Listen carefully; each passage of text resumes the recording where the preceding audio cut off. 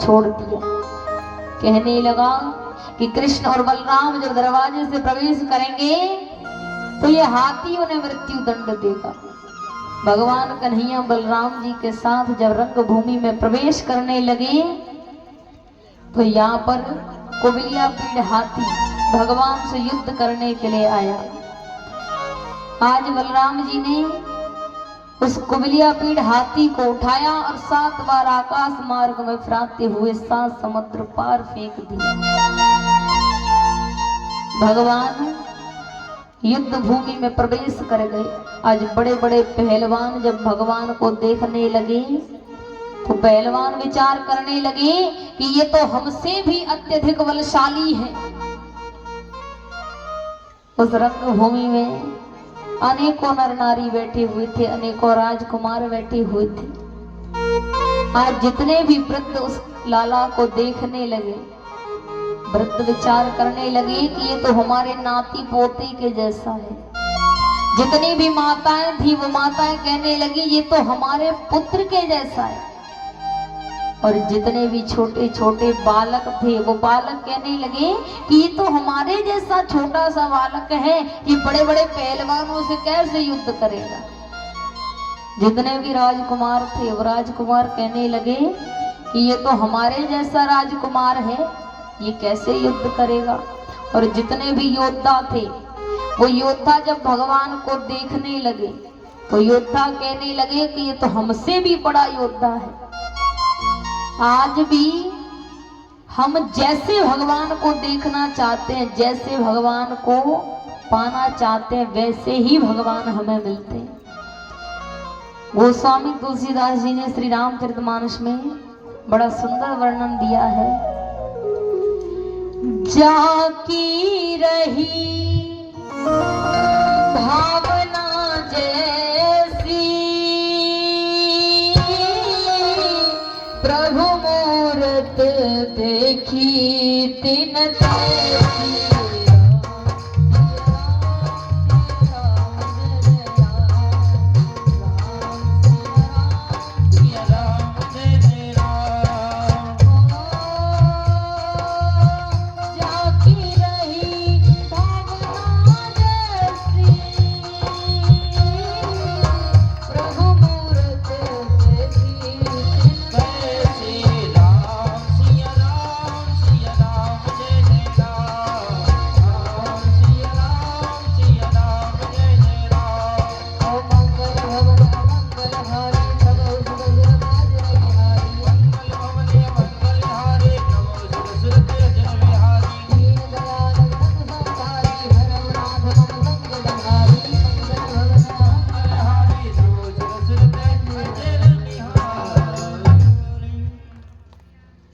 जाकी रही भावना जैसी प्रभु मूरत देखी तिन तैसी। राम सिया राम राम सिया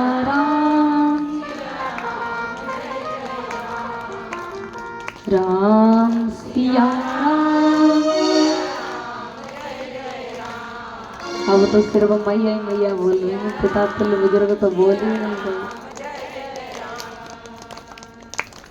अब सोचो महाराज, जब मैया इतना बोल रही है और आप 30% भी बोलोगे तो कितना अच्छा लगेगा। मैया सत्य सत्य बताना, ईमानदारी से, कोई भी बेईमानी मत करिए। 70% बोल रही है कि 100% बोल रही है? जो 100% बोल रही है एक बार हाथ ऊपर कर दो। झूठ तो नहीं बोल रही, 100% ही बोल रही। और पिता तुल्य बुजुर्ग तो महाराज सिर्फ 10% बोल रहे हैं। अभी सभी बड़े भाव से कहेंगे राम सिया राम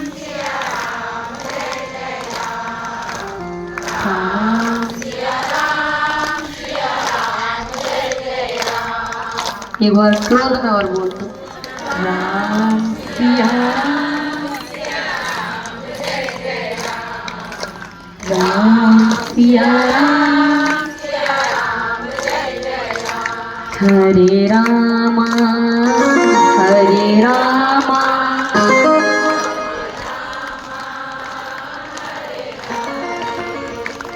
हरे कृष्णा हरे कृष्णा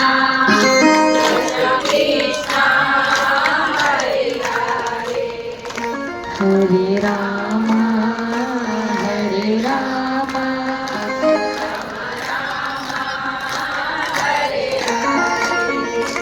हरे कृष्णा हरे कृष्णा।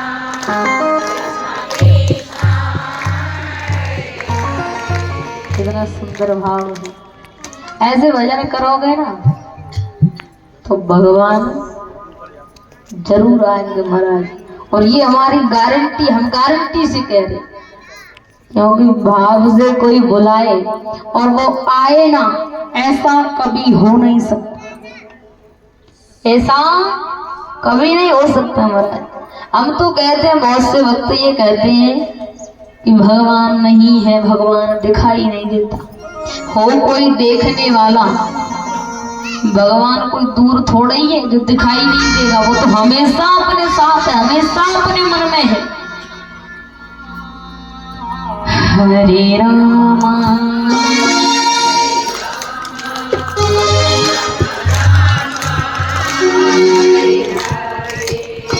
हरे कृष्णा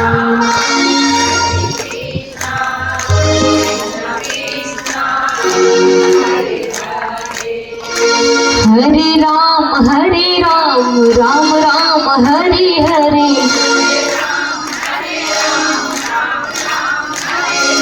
हरे कृष्ण कृष्ण कृष्ण हरे हरे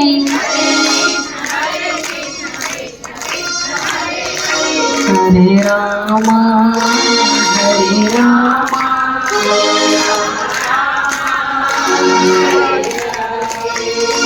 हरे कृष्णा हरे कृष्णा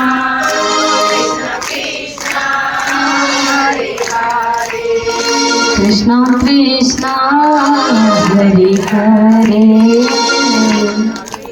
बोलिए माँ के बिहारी लाल की, राधा रानी सरकार की जय जय श्री जय जय श्री जय जय श्री राधे श्याम। सुखदेव जी कहते हैं, हे परीक्षित, भगवान कन्हैया रंगभूमि में जब प्रवेश करने लगे तो जिसकी जैसी भावना थी वैसे ही भगवान नजर आ रहे हैं।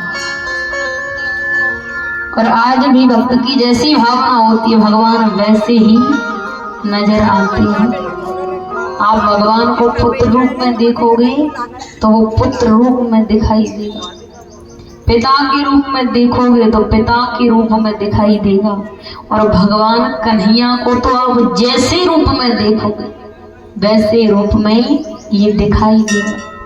नारायण भगवान के लिए एक श्लोक बोला जाता है, ये श्लोक सिर्फ नारायण भगवान के लिए होता है। त्वमेव माता च पिता त्वमेव बंधु च सखा त्वमेव विद्या द्रविणम त्वमेव सर्वं मम देव देव। तुम ही माँ हो, तुम ही पिता हो, तुम ही सखा हो, तुम ही संपत्ति हो, सब कुछ तुम हो। इसलिए कहा गया है कि जैसे रूप में देखोगे वैसा ही नजर आएगा। भगवान कन्हैया बड़े बड़े योद्धाओं से युद्ध करने लगे। आज मुष्टिक प्रहार करते करते बलराम जी ने मुष्टिक का उद्धार कर दिया। आज मुष्टिक प्रहार करते करते भगवान कन्हैया ने चाणों का उद्धार कर दिया। भगवान कन्हैया का ये अवतार प्रेम का अवतार था। और जितने भी देवी देवता हैं सभी देवी देवताओं के हाथ में अस्त्र शस्त्र दिखाई देते महाराज, लेकिन भगवान कन्हैया के हाथ में कभी कोई अस्त्र शस्त्र दिखाई नहीं देता, सिर्फ एक बंसी है। और वो बंसी कैसी है? संसार को मोहने वाली बंसी है। मुष्टिक प्रहार करते करते आज वीर योद्धाओं का उद्धार कर दिया। भगवान ने एक छलांग लगाई, कंस के उच्च सिंहासन पर चढ़ गए। आज कंस को केस पकड़ करके पृथ्वी पर गिर दिया। मुष्टिक प्रहार करने लगे। कंस ने कहा कि हे लाला, मुझे छोड़ दे, मुझे कष्ट हो रहा है। भगवान कन्हैया कहने लगे कि हे मामा, अब पता चला कि केस पकड़ने से कष्ट भी होता है। याद करो उस समय को जब आपने इसी प्रकार मेरी माँ के केस पकड़ रखे थे, उसे रथ से नीचे गिराया था, उसे भी ऐसे ही कष्ट हुआ होगा। जाकी नाथ देवी माई वो का जाने पीर परल, जिसके जीवन में कोई दुख नहीं हुआ वो क्या जाने दुख क्या होता है। भगवान कन्हैया ने मुष्टिक प्रहार करते करते आज कंस का उद्धार कर दिया।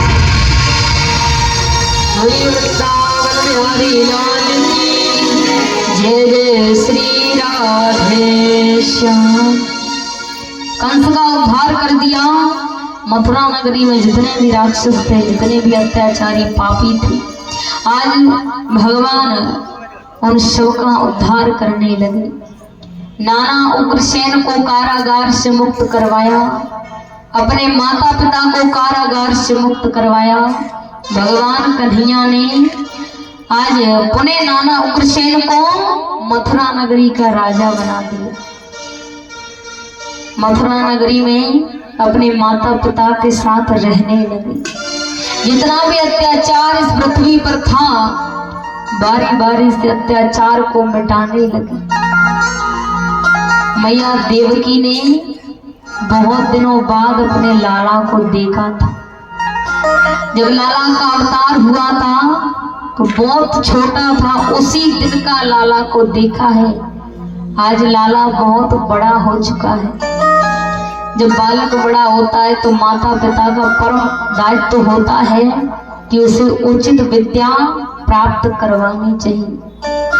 वसुदेव और देवकी ने देखा कि अब काफी समय हो चुका है, हमारा पुत्र बड़ा हो चुका है, हमें इस बालक को विद्या ग्रहण करवानी चाहिए। आज वसुदेव और देवकी ने दोनों बालकों को विद्या प्राप्त करने के लिए संदीपन ऋषि के आश्रम में भेज दिया। भगवान कन्हैया ने 64 दिनों में आज सारी विद्या प्राप्त कर दी। भगवान तो परम ज्ञानी हैं, लेकिन यहाँ पर मानव की लीला कर रहे हैं। इसलिए विद्या प्राप्त की। संदीपन ऋषि के आश्रम में ही सुदामा जी से मित्रता हुई। लौट करके मथुरा नगरी में आए। कंस की 2 पत्नियां थी, अस्ति और प्राप्ति। अस्ति और प्राप्ति ने अपने पिता जरासंध से शिकायत कर दी कि हे पिताजी, उस कृष्ण ने हमारे पति का वध कर दिया है और वो इसी मथुरा नगरी में रह रहा है। जरासंध को जब ये बात पता चली तो जरासंध ने अपनी सेना सजाई, भगवान कन्हैया से युद्ध करने लगा।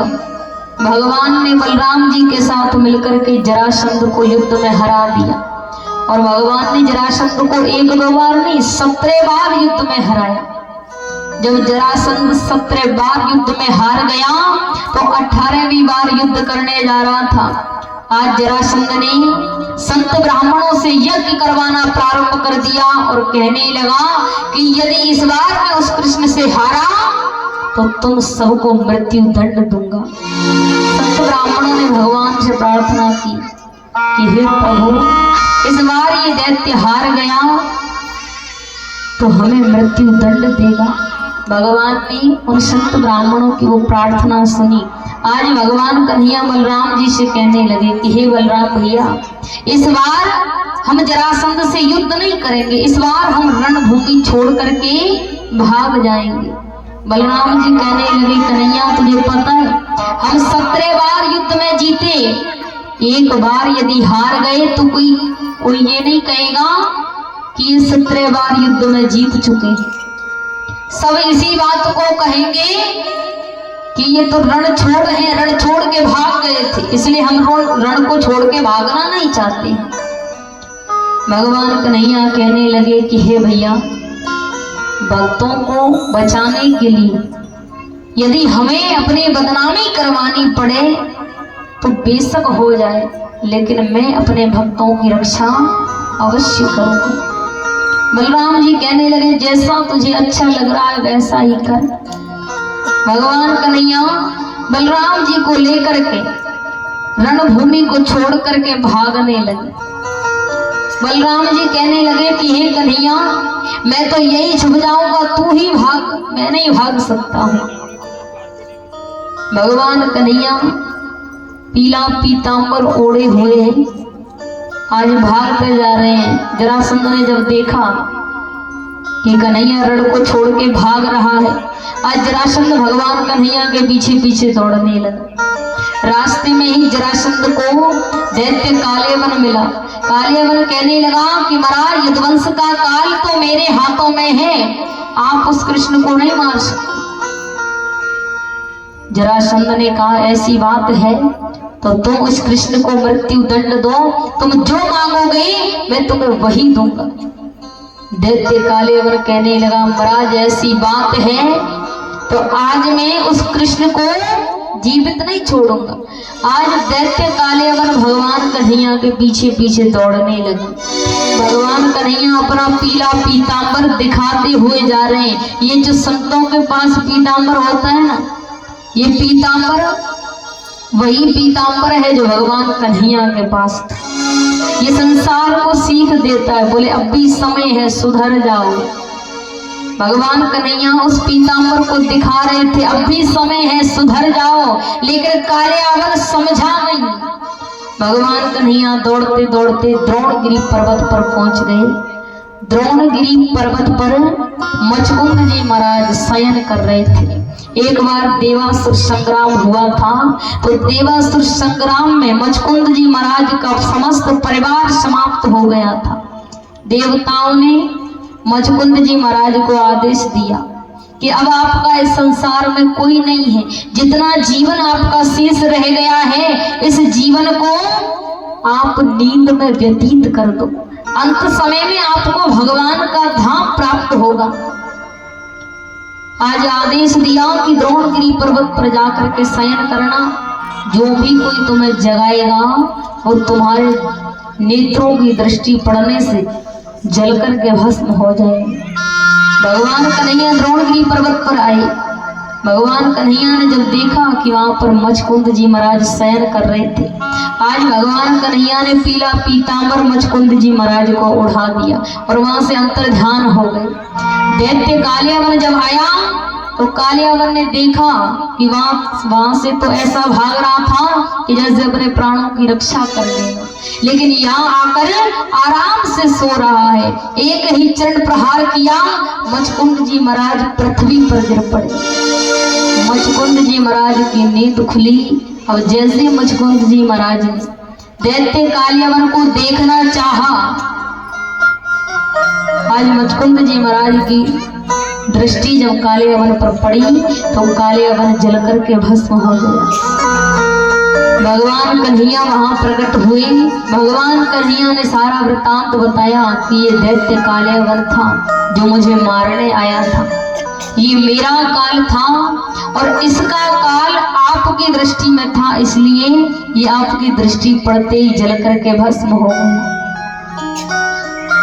भगवान कन्हैया ने मचकुंद जी महाराज को एक वरदान दिया कि जिस स्थान पर आप रहती हो यहाँ पर एक कुंड है, आज से उस कुंड को मचकुंड के नाम से जाना जाएगा और जो भी कोई रोगी व्यक्ति उस कुंड में स्नान करेगा उसका रोग समाप्त हो जाएगा। भगवान कन्हैया वहां से आगे दौड़ने लगे। आज दौड़ते जा रहे हैं। विश्वकर्मा जी को आदेश दिया कि समुद्र के बीच में एक द्वार वाली नगरी बनाओ, ऐसी नगरी बनाओ जिसका एक द्वार हो। योग माया को आदेश दिया कि मथुरा नगरी में जितने भी मेरे सगे संबंधी हैं, जितने भी मेरे प्रिय हैं, उन सबको उस एक द्वार वाली नगरी में पहुंचा दो। विश्वकर्मा जी ने बड़ी सुंदर नगरी बनाई जिसका नाम पड़ गया द्वारिका। अब भगवान कन्हैया द्वारका नगरी में रहने लगे, इसलिए भगवान कन्हैया का नाम पड़ गया द्वारकाधीश। बोलिए द्वारकाधीश महाराज की। आनंद देश के राजा रैवत की पुत्री